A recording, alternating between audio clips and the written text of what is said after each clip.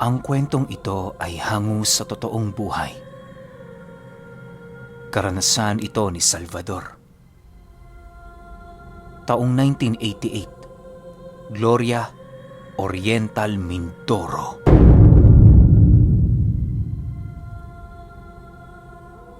Itong mga panahong ito, kasalukuyang nag-aaral ng mga lihim na karunungan sa kaliwa, itong si Salvador.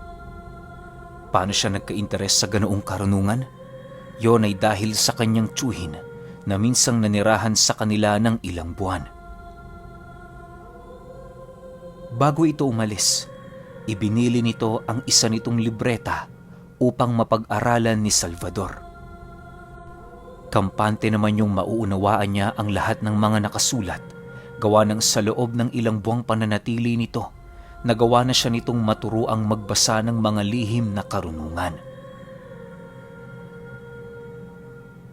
Dahil sa wala gaanong kakayahan ng kanyang mga magulang, kaya na may inakala ng mga itong ordinaryong libro lamang ang kanyang palaging dala. Araw-gabi, walang humpay niya itong inuunawa sa paniniwalang yon ang magliligtas sa kanya sa harap ng panganib. Hindi naman niya ginagamit sa kapwa niya tao ang karunungang yon, gawa ng wala naman itong mga atraso sa kanya. Akala ni Salvador, mananatiling matutulog ang kanyang karunungan, subalit nagkamali siya. Isang araw, kakauwi niya lang noon galing sa kanilang bahay. Pagpasok niya sa loob, bumungad ang kanyang kapatid na halos pikit na ang kaliwang mata dahil sa bugbog nitong natamo. Dala ng kanyang pangamba noon, agad naman niya yung tinanong kung ano ang nangyari dito. Habang kinakausap niya ang kanyang kapatid, mismong ang kanilang ama naman ang nagpaliwanag sa kanya ng mga bagay-bagay. Wala tayong magagawa, Salvador. Anak ng kapitan ang nambugbog sa kanya. Hayaan na lang natin. Mas mabuting umiwas kesa palakihin pa natin ang simpleng insidenteng ito. Nanlulumong wika ng kanyang ama. Nang marinig niya ang sinabi nito, bigla namang napakunot ang kanyang noo habang nananatiling walang imik. Bagaman walang narinig na kasagutan ang kanyang ama, labis-labis ang kanyang nararamdamang panggigigil sa taong gumawa ng mali sa kanyang pamilya. Palagi kasi sila nitong pinagdidiskitahan kapag nagkataong lulong na lulong sa droga at alak. Maging si Salvador noon, aminado ding nakatikim na ng pambubugbog sa anak ng kanilang kapitan. Matapos ang kanilang pag-uusap, agad naman siyang tumungo sa kanyang silid para magpahinga. Hindi na din siya noon lumabas pa para kumain, gawa ng paulit-ulit niyang pinag-iisipan kung susubukan niya ba doon ang tinatangan niyang lihim na karunungan. Medyo nag-aalangan pa kasi siyang gamitin ito, lalo pat yon ang pinakaunang pagkakataon na gagamitin niya yon sa kapwa-tao. Ang mga nasa isip niya, paano kung hindi yon gumana? Iiyak na lang ba siya o ibubuntong niya sa ibang bagay ang kanyang galit? Ilang oras pa ang lumipas, doon na nga nagkaroon ng kalinawan ang kanyang isipan.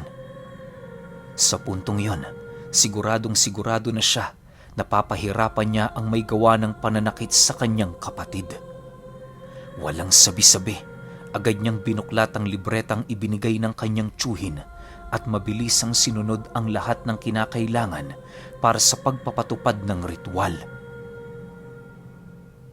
Dahil sa hindi niya yun magagawa sa loob ng kanilang bahay, kaya na may nagpaalam siya sa kanyang ama na magpapahangin sa kanilang bakuran. Yun na lamang ang naisip niyang paraan upang malaya siyang makapunta sa liblib na lugar, di kalayuan sa kanila. Habang binabagtas ni Salvador ang daan, maigi naman niyang pinakikiramdaman ng buong paligid.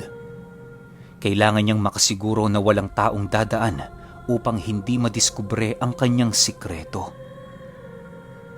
Sa pagdating niya sa tapunan ng basura, agad naman niyang inihanda ang kanyang mga gamit.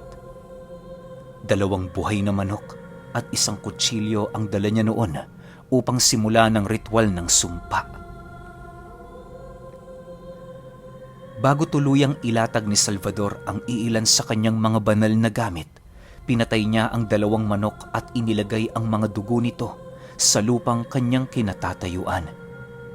Paulit-ulit din yung inihipan niya ng 5 buhay na salita upang hindi siya magawang maistorbo ng mga engkantong naninirahan doon. Matapos ang kanyang paunang ritual, doon na siya nagsinde ng 7 kandila na siya namang dahan-dahan niyang itinirik papaikot sa kanya. Gumawa din siya ng maliit na hukay sa gitna nito upang libingan ng mga kalansay ng pusa na ibinigay ng kanyang tiyuhin. Pagkasalansa ni Salvador ng mga sangkap, agad naman niyang ibinagsak sa lupa ang kanyang ulo habang patuloy na nag-uusal. Ang pamamaraan ng pagbanggit ng mga engkantasyon na kanyang binibigkas ay sa pamamagitan ng pag-iyak nang sa gayoy madaling marinig ng demonyo ang kanyang pagtawag. Bago sumapit ang 12:00 ng hating gabi, natapos na nga ni Salvador ang kanyang ritual. Pagkalibing niya ng mga buto ng pusa, dali-dali naman niyang kinuha ang lahat ng kandilang kanyang itinirik sa buong paligid. Itinapon niya din sa malayo ang 2 katawan ng manok upang hindi matuklasan ang bagay na kanyang itinago sa lugar. Ayon kay Salvador, na ang kahinaan ng sumpang yon ay ang kalansay ng pusa ng kanyang inilibing. Kapag natuntun yon ng taong binigyan niya ng sumpa, lilipat ang karamdaman nito sa kanya.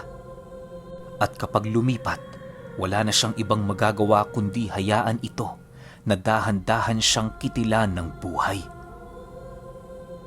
Nakakatakot man ang kapalit, handang sumugal noon si Salvador para maipaghigante ang kanyang kapatid.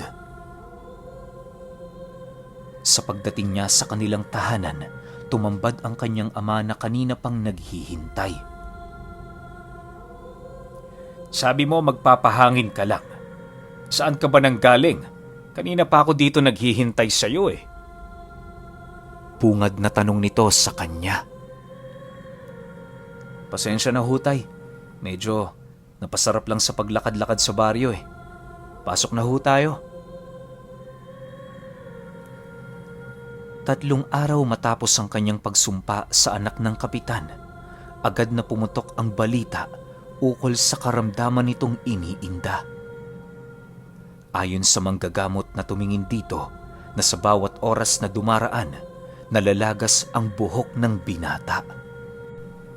Nagsisilaylayan na din ang balat nito na para bang wala ng kalamnan doong sumusuporta.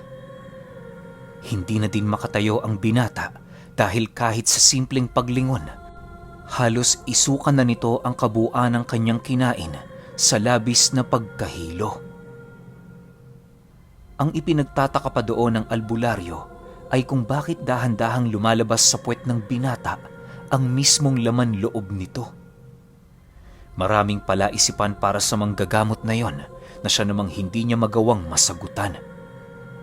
Ang tanging iniisip na lamang nito, nakipagkasundo ang taong gumawa ng sumpang yon sa demonyo. Matapos itong mabalitaan ng pamilya ni Salvador, tila ba hindi nila maipagkaila sa kanilang sarili ang labis na tuwa.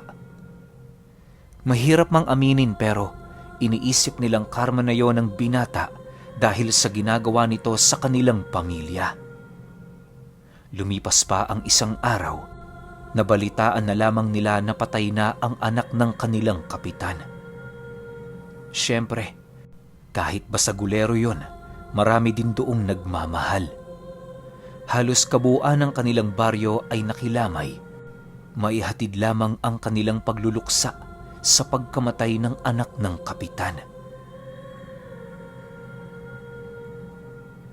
Sa pag-uumpisa ng libing nito, agad namang binalikan ni Salvador ang kanyang nilibingan ng kalansay ng pusa. Itinago niya yon sa kanilang tahanan para magamit niya pa sa susunod kung hindi niya yon maiiwasan. Naging kampante na siya noon kahit papaano, gawa ng napatunayan na niya na hindi biro ang tangan-tangan niyang karunungan. Naging malakas na din ang kanyang loob sa paniniwalang wala ni isa sa kanilang lugar ang makakatalo sa kanya. 2 araw pa ang lumipas. Walang kamalay-malay si Salvador ukol sa mga mersenaryong inutusan ng anak ng binata. Hindi kasi nito natanggap na basta-basta na lamang mawawala ang kanyang anak na hindi man lang siya nakakapaghigante. Pasikreto ang pagtawag nito ng kapitan upang hindi sila matiktikan ng mga taong itinuturing niyang kalaban. Sa pagtatapos ng libing ng kanyang anak, patuloy pa ring mangmang si Salvador ukol sa pag-iral ng mga mersenaryo sa kanilang lugar. Ang hindi niya alam, dahan-dahan na nitong tinutunto ng pinagmula ng sumpang kanyang ginawa sa binata. Isang hapon, laking gulat na lamang niya nang masipat niya ang 2 matanda sa labas ng kanilang tahanan. Nakatitig yun sa kanilang bahay na para bang merong hinihintay. Sakto naman noong lumabas ang kanyang ama, kung kaya't yon ang kumausap sa 2. Dahil bago pa lamang ang mga matandang yon sa kanilang baryo, minabuti ni Salvador na wag na lamang yung pansinin. Ilang minuto pa ang lumipas, agad naman niyang narinig ang kanyang ama na pumasok. Dali-dali niya yung sinalubong upang tanungin sa pakay ng 2 matanda. "Tay, sinong mga yon?" Hindi ko nga din kilala anak pero sabi nung 2, meron silang hinahanap na binata. Hindi ko na tinanong, parang malabo namang kasing kausap ang mga yun Matapos nitong makapagsalita, dali-dali naman yung tumungo sa kanilang kusina. Si Salvador noon, naiwang nakatayo sa labas ng bahay nila habang maiging iniisip ang tungkol sa sinabi ng kanyang ama. Hindi niya alam pero pakiramdam niya, siya ang hinahanap ng mga ito. Mariin din siyang naniniwala na hindi ordinaryo ang 2 matandang yun. Kitang-kita kasi noon ni Salvador ang itim nitong presensya na sumusunod sa mga ito saan man yon magpunta. Kinagabihan, upang mawala na ang tinik sa kanyang lalamunan, nagpasya siyang muling buhayin ang sumpa. Kagaya ng una niyang ginawa, tumungo siya sa basurahan upang doon isagawa ang panunumpa sa matanda. Kampante siya noong magagawa niya ito, sa kadahilan ng naniniwala siya na hindi pumapalya ang karunungang yon na pinamana ng kanyang tiyuhin. Habang binabagtas niya ang daan patungong basurahan, napansin ni Salvador na parabang merong hindi kaaya-aya sa buong paligid. Hindi naman niya yun gaanong pinansin, gawa ng sa isip-isip niya, baka pinaglalaruan lamang siya ng kanyang isipan. Pagdating niya sa lugar na kung saan isinasagawa niya ang sumpa, agad naman niyang inihipan ng dasal ang dala niyang 4 na manok. Paulit-ulit itong ginawa ni Salvador bago niya yun tuluyang kitila ng buhay. Ayon sa kanya, na sa bawat taong sinumpa niya, kinakailangan niya ng 1 paris ng manok. Hindi mahalaga kung tandang man ito o inahin, sa kadahilan ng buhay lamang doon ang kinukuha ng demonyo na sinasamba niya. Matapos niya yung magilita ng leeg, agad naman niya yung ikinalat sa buong paligid. Nagpalipad hangin na din siya ng mga usal upang magsilbing harang sa sinumang engkantong maaaring manggulo sa kanya. Paghukay niya noon sa lupa, panay naman ang kanyang pagngisi na para bang labis siyang nasisiyahan kapag ginagawa niya ang ganoong bagay. Paghawak ni Salvador sa mga buto ng pusang kanyang ililibing, seryoso naman niyang binulungan ng lupa ng, "Kung sino man kayong 2, pagsisisihan niyo ang pagpunta niyo rito. pasensyahan na lang. Nang akmang ililibing na niya ang buto ng pusa, bigla naman siyang natigilan nang makarinig siya ng mga usal sa buong paligid. Pagsilay niya sa kanyang harapan, tumambad sa kanya ang dalawang matandang hukluban na merong nanlilisik na mga mata. Dahan-dahan din yung naglalakad papalapit sa kanya habang patuloy na nag-uusal. Sino kayo? Nababahalang tanong ni Salvador sa dalawang nilalang. Matapos niyang makapagsalita, patuloy pa rin niyang naririnig ang mga pagbubulong nito sa hangin. Maya-maya pa, bigla naman niyang naramdaman ang pagbigat ng kanyang katawan at kasabay nito ang mabilisan niyang pagbagsak sa lupa. Habang pinipigilan ni Salvador na tuluyan siyang bumagsak, kitang-kita niya ang dalawang hukluban na tinatanggal ang kanilang mga balabal. Sa muling pagsilay niya sa wangis ng mga ito, doon niya nasipat ang kulukulubot na katawan ng mga matanda na mayroong napakaitim na mga balat. May mga mahaba din yung balahibo sa kanilang katawan at meron yung amoy na halos hindi katanggap-tanggap ng kanyang sikmura. Ilang minuto pa ang lumipas. Panay na nga ang kanyang pagsusuka habang pilit na hinahawakan ang dala niyang buto ng pusa. Pagramdam niyang malapit na sa kanyang kinaroroonan ng dalawa, dahan-dahan naman siyang gumapang papalayo. Sa pagdaan niya sa butas na kanyang ginawa, muli siyang nagkaroon ng lakas ng loob para ipagpatuloy ang kanyang nasimulang ritual. Sa isip kasi noon ni Salvador na kahit mapatay man siya ng mga ito, basta maisakatuparan niya ang sumpa, may posibilidad na maisasama niya yun sa impyerno. Mas mabuti ng gano'n ang mangyari para naman makabawi siya kahit papaano. Habang inililibing niya ang buto ng pusa, panay naman ang kanyang pagmamasid sa dalawang hukluban. Matapos niyang matakpan ng mga butong yon, bigla na lamang napasigaw si Salvador nang maramdaman niya ang paghawak ng matanda sa kanyang dalawang paa. Walang awa siya nitong kinaladkad patungo sa tumpok ng basura na siyang naging sanihi upang bumaon sa kanyang balat ang mga nagkalat na bubog sa buong paligid. Dahil sa pangyayari, panay naman ang kanyang pagpupumiglas, subalit hindi niya nagagawang makawala sa pagkakahawak ng mga ito. Nang makakuha si Salvador ng tiyempo, buong lakas naman niyang tinadyakan ng isa sa mga matanda. Pagbitaw nito sa kanyang paa, agad naman siyang hinila pabalik ng kasama nito habang patuloy na bumabaon sa kanyang balat ang matatalas nitong mga kuko. Huwag ka nang manlaban pa para hindi ka gaanong masaktan. Madali lang to. Maniwala ka sa amin. Wika ng isang matanda na patuloy na nakahawak sa kanya.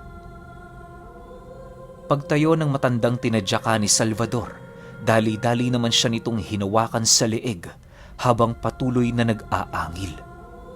Hindi pa nakontento ang matanda at kumuha yon ng matulis na sanga ng puno at buong lakas yung itinarak sa kanyang balikat.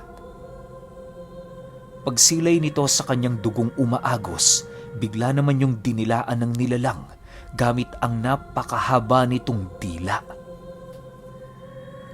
Habang nanunuot ang dilang yun sa kanyang sugat, tanging pagsigaw lang naman ang nagawa ni Salvador. Ilang minuto pa ang lumipas, muli siyang tumilapon sa basurahan nang tumama sa kanyang dibdib ang napakalakas na tadyak ng matanda. Pagbagsak niya noon sa tumpok ng basura, agad naman siyang napasukan ng dugo dahil sa lakas ng sipa nito. Bagaman labis na noong nanghihina ang kanyang katawan, pinilit niya pa rin noong tumayo para tumakas. Alam niya kasing kinakailangan na lamang niyang makabalik sa kanilang tahanan dahil nasisiguro niya na tumalab na ang kanyang sumpa sa dalawa.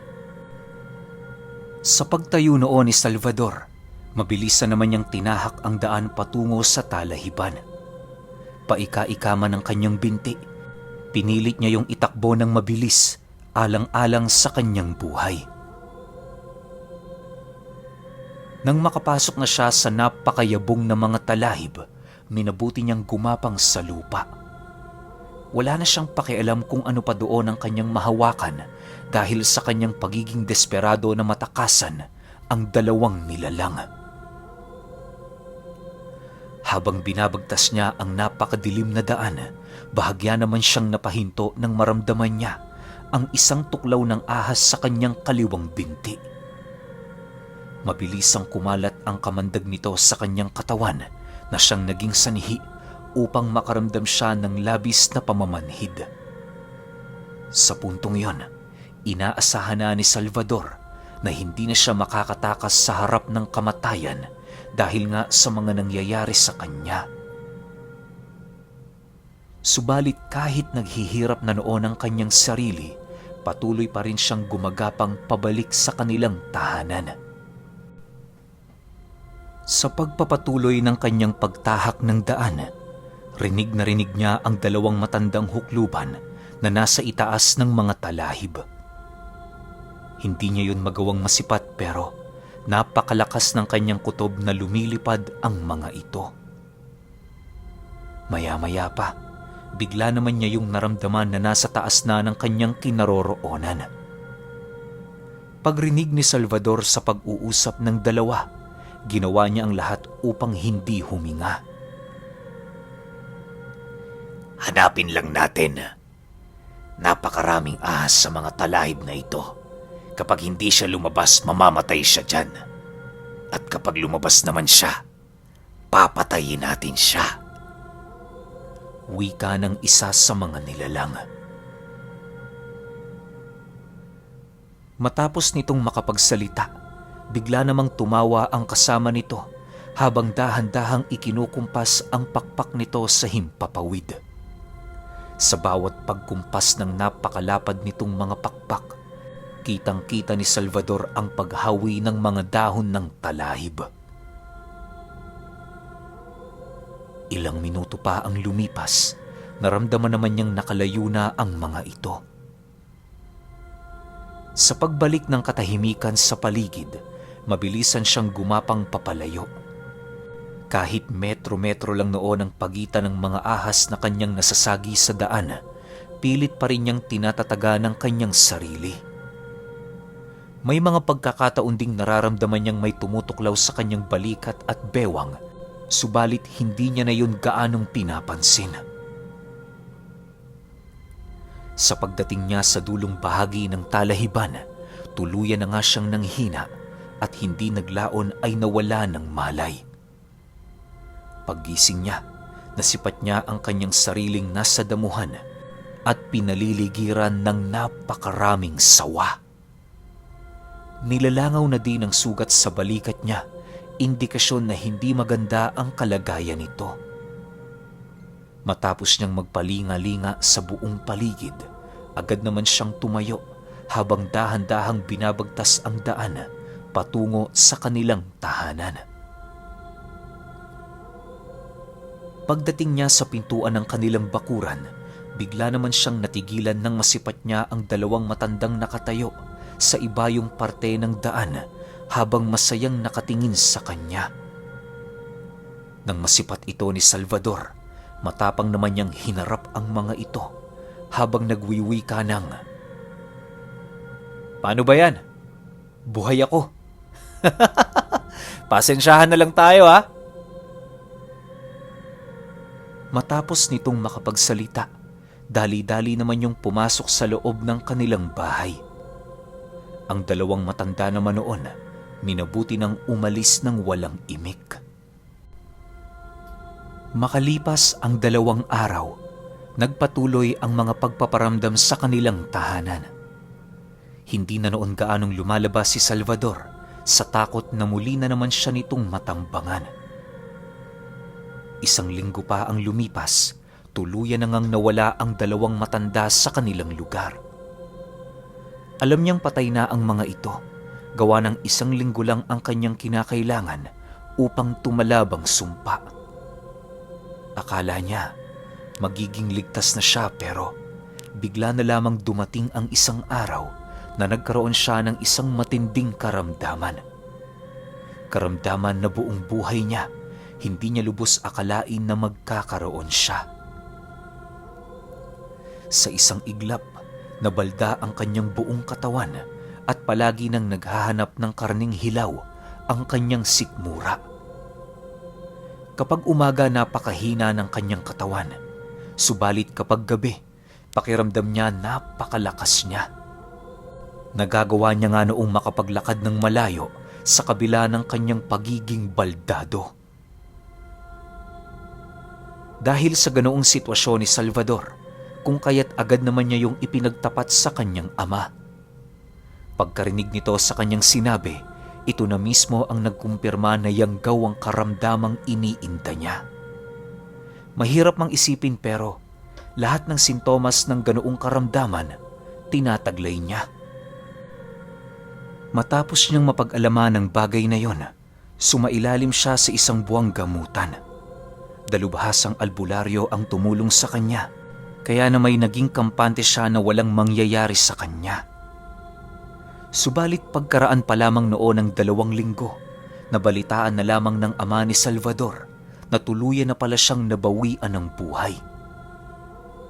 Ayon sa albularyo, masyado nang kumapit ng husto ang yanggaw sa kanyang katawan, kaya na may hindi niya na yon kaya pang tanggalin.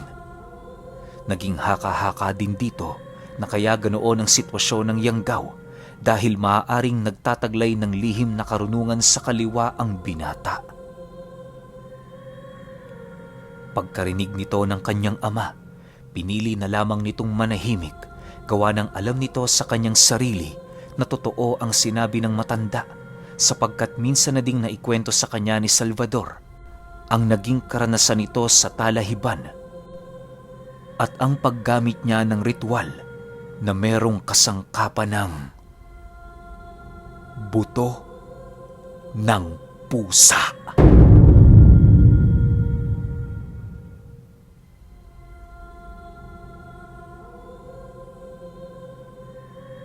Okay, opinyon ko sa kwento. Ngayon ko lang narinig yung ritual na gumagamit ng buto ng pusa. Pero bukod kasi sa buto ng pusa, parang ang dami niya pang inaalay. Tapos bukod sa marami pa siyang inaalay, meron pa siyang binibigkas na mga buhay na salita. Pero sobrang epektibo. Isipin niyo, tumalab din sa mga aswang. Tapos ang palugit niya, 1 linggo lang para sa buhay ng kanyang pinatay o tinatarget, di ba? Parang ganun lang eh. Ang pangit lang dito, kasi nakalaban niya nasa kaliwa rin, di ba? Tapos aswang pa. Hindi ko lang alam kung saan pinadaan yung yanggaw. Pero yun nga, may punto talaga yung sinabi ng albularyo. Kasi kapag yung aral mo sa kaliwa, yung yanggaw sobrang bilis nakakapit. Ang pinagtataka ko lang din, bakit hindi siya naging aswang? Bakit namatay? Ano kaya yung yanggaw na yun? Kumakain ng sistema ng hindi naman talaga aswang, tapos gustong gawing aswang no aswang? O isang uri ng yanggaw na parang lason na itatanim sa loob ng katawan mo tapos uunti-untiin kang patayin? Pwedeng ganon, di ba? Pero kayo, kung may opinyon kayo sa kwentong ito, i-comment nyo lang sa baba. Yun lang, hanggang sa susunod na kwento. Salamat.